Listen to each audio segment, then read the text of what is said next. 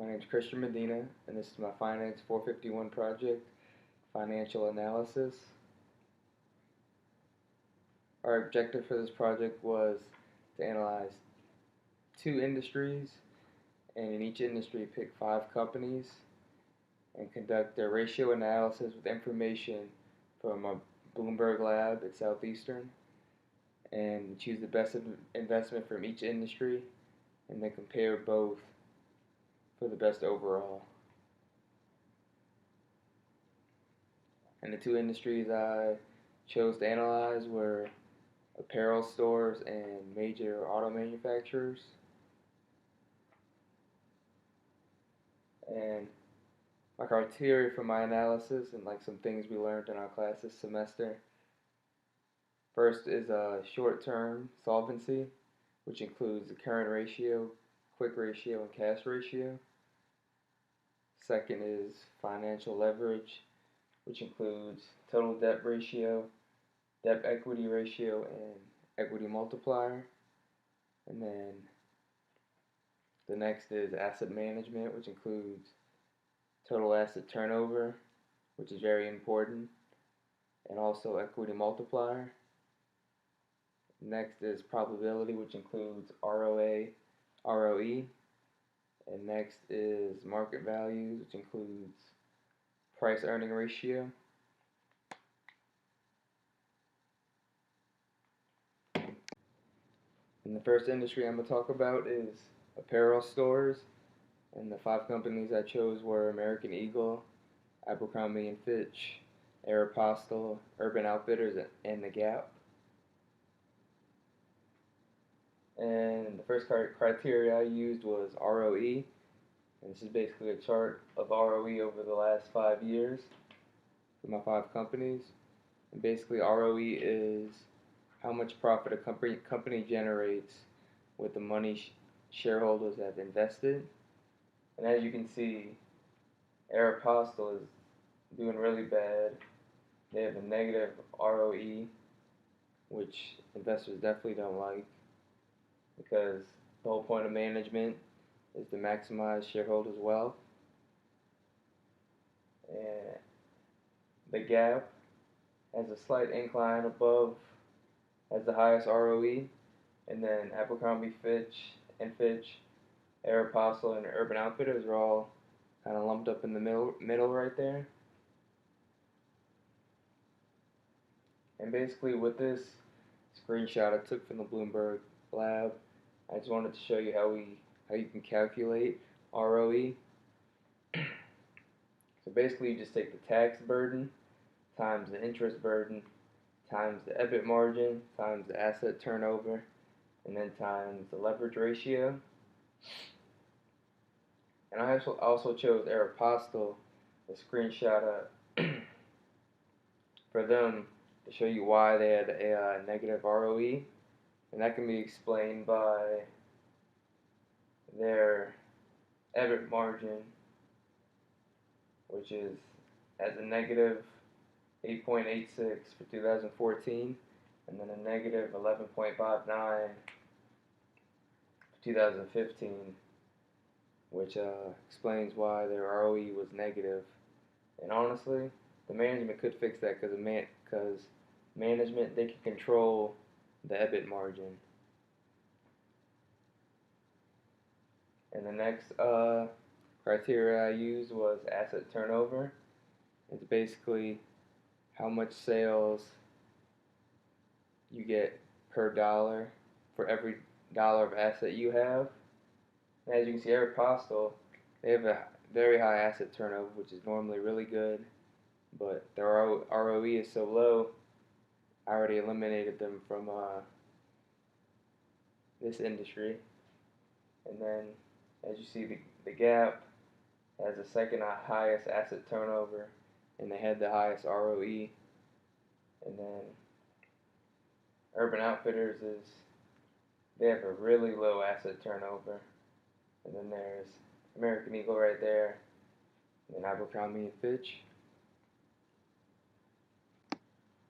The next criteria I wanted to talk about was the equity multiplier, or the leverage ratio. It is the ratio of a company's total assets to its stockholders' equity, and it's basically a measurement of a company's financial leverage, because companies basically finance the purchase of assets either through equity or debt.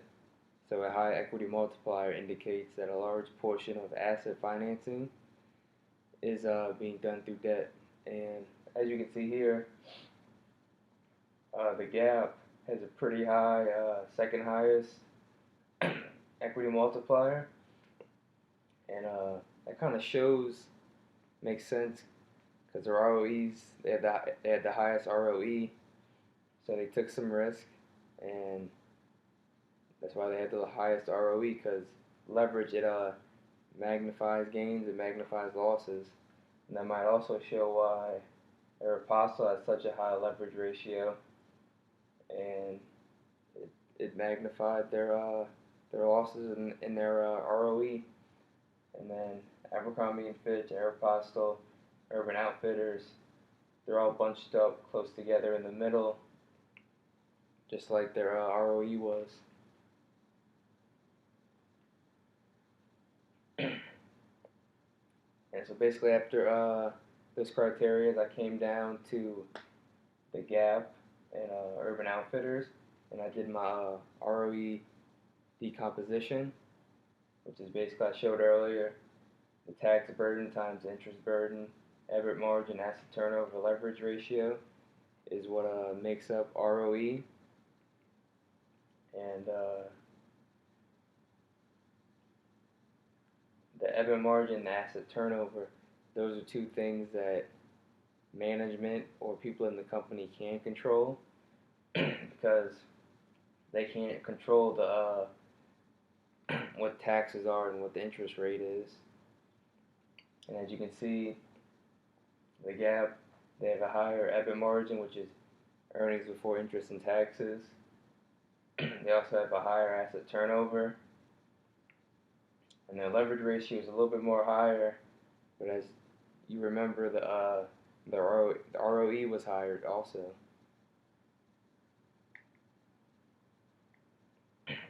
And if that wasn't enough to prove that Gap, in my opinion, is the better company, we can also look at the economic value added. On this screenshot I got from Bloomberg, and basically no pet, which is what the company is making, and then capital charge is what investors want from their total investment capital that they put in. And to get economic value added, you take NOPAT minus capital charge, and that gives you the economic value added. And as you can see here, this is the Gap. The Gap has a way higher economic value added, and they're making way more money than what investors think they should be making. So that's why I think the Gap wins this industry by a long shot. And for my second industry, major auto manufacturers, we basically use the same process. And my 5 companies were Ford, Honda, Toyota, Volkswagen, and Mazda. And then I did the ROE over the last 5 years again. And basically you can see Mazda raised their, had a very steep incline in their ROE, while Volkswagen and Ford, on the other hand, both declined. And then you have Toyota and Honda staying stable in the middle over a 5-year span. And then for asset turnover, Mazda easily has the highest asset turnover, which is really good with their rise in ROE. And then all the other 4 companies basically have like the industry average in the middle right there. and then the equity multiplier with the leverage ratio. The Ford has a very steep decline, which is a very red flag since they want to get rid of a lot of leverage. That's definitely not a good sign. And then all the other companies holding strong in the middle, and that makes Mazda, Honda, and Toyota. They've kept the same ratio, and Honda and Toyota, their ROEs were steady, and then Mazda, their ROE climbed, and they didn't have to take out more leverage or more debt to get that rise in ROE, which is a very good sign.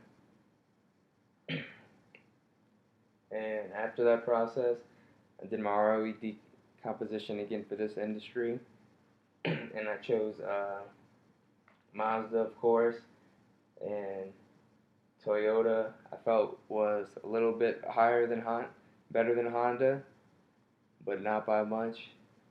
And I got their tax burden, interest burden, EBIT margin, asset turnover, leverage ratio.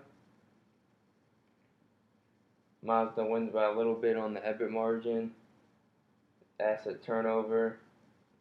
They win by a good bit. They use a little bit more leverage, and it's kind of too close to tell right now, so I wanted to go to the economic value added.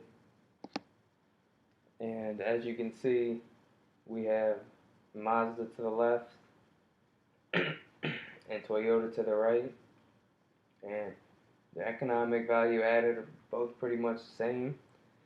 So we need something to separate the two companies.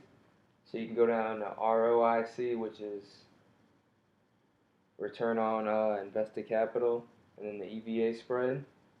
And you get the ROIC by basically taking NOPAT and then dividing it by the total investment capital.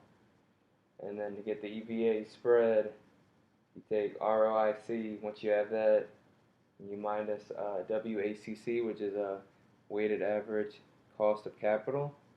And that's how you get the EVA spread.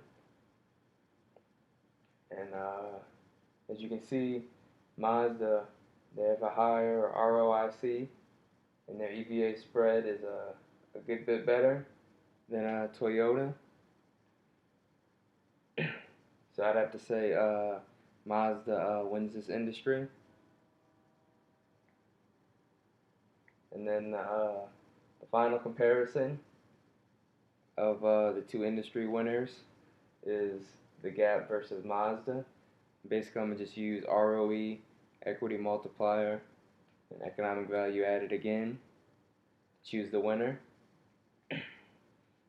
Return on equity, the Gap you can clearly see has a way higher return on equity than Mazda.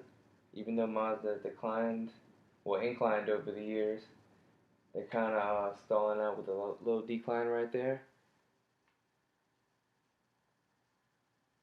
And then the equity multiplier leverage ratio. The Mazda has a little bit higher of leverage versus the Gap, who also has less leverage and a higher ROE. And then if you want to look at the economic value added, Mazda over here has a 27.99 versus the Gap 897.64. As you can clearly see, they also have a higher ROIC and EVA spread. And that's why I have to choose the best of the best. I would choose the Gap as my overall best company based on their higher ROE and while using less leverage, and also higher economic value added. And that's the end of my presentation. Thank you for listening.